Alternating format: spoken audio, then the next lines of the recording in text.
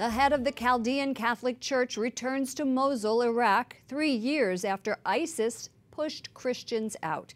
Patriarch Louis Raphael Sacco visited churches and monasteries recently liberated by government forces.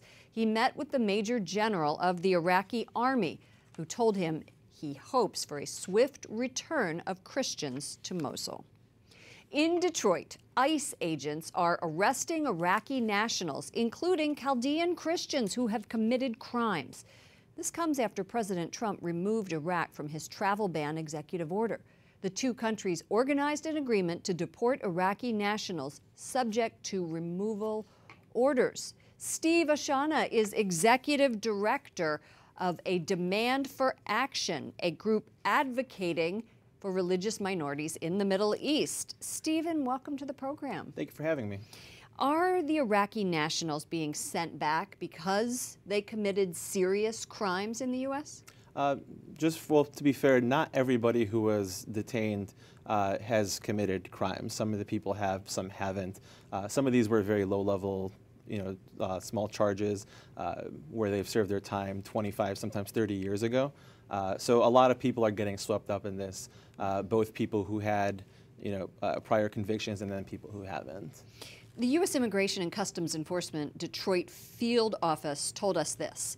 Each of these individuals received full and fair immigration proceedings, after which a federal immigration judge found them ineligible for any form of relief under U.S. law and ordered them removed.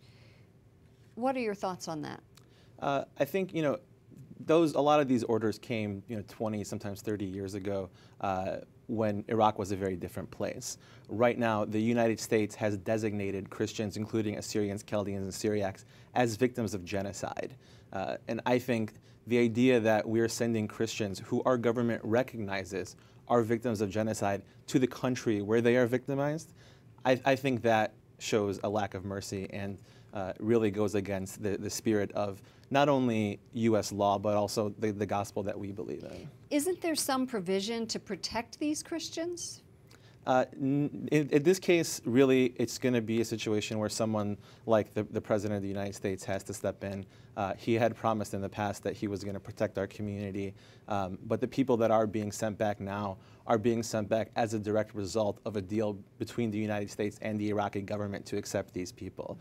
So this was part of the deal in the Trump travel ban to remove Iraq from the restricted list. So at this point, I think that's really the only thing that's going to save them.